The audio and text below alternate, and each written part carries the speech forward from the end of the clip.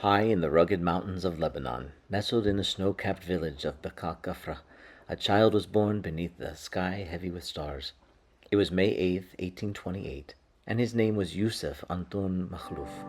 From the beginning, there was something unusual about this boy, quiet, watchful, as though he was already listening to a voice no one else could hear. Yusuf grew up in hardship.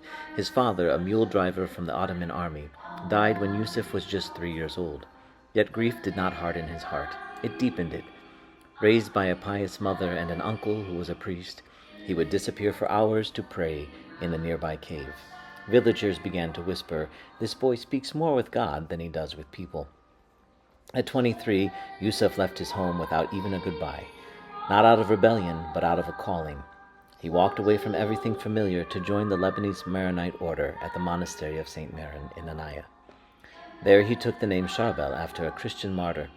He wore the black habit, but more than that, he wore humility like a second skin. Charbel became a priest in 1859, but the world would hardly know his voice. For 16 years he lived among the monks, saying prayers and studying. And then one quiet day he asked to disappear completely. His request? To become a hermit. He moved to the lonely hermitage of Saints Peter and Paul, where he would spend the next 23 years in near total silence. No comforts, no conversation, just work, prayer, fasting, and the Eucharist. He would spend the night on a slab of stone. His pillow was a piece of wood. He ate once a day. His only light was the one inside of him. One snowy night in December 1898, while lifting the consecrated host during the Divine Liturgy, his hands trembled. He collapsed beside the altar. 8 days later, on Christmas Eve, he died. But that was not the end of Charbel's story. Soon after his burial, strange things began to happen. A glowing light emerged from his grave at night, visible for weeks. The monks, unsure and unsettled, opened the tomb. What they found astonished them. Charbel's body was incorrupt, flexible as if it were still alive, and seeping a mysterious blood-like liquid. Word spread. Pilgrims came.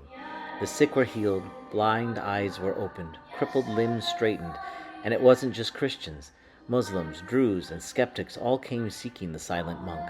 Many left weeping, walking, or newly believing. Stories multiplied. A paralyzed seamstress in Beirut, a boy with cancer, a soldier who had lost his sight. One by one, they were healed.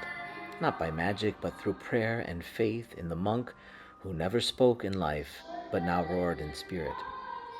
In 1965, at the close of the Second Vatican Council, Pope Paul VI beatified Charbel, calling him a light for the Church of the East. Then in 1977, he was canonized. The Church officially declared what the people of Lebanon already knew, that Charbel was a saint. Today, Charbel's tomb in Anaya is a pilgrimage site visited by thousands from around the world. Miracles still occur. A woman cured of terminal cancer, a man freed from addiction, an atheist who left his crutches behind. Even the hardened hearts are moved by something they cannot explain. What made Charbel different? He wrote no books, preached no fiery sermons, built no churches. His greatness was in his hiddenness. He reminds the world that sometimes the most powerful lives are the ones that we never notice. That silence can be louder than speech. That holiness, real holiness, glows like a secret fire. He is still known in Lebanon and beyond as the miracle monk and the saint of the impossible.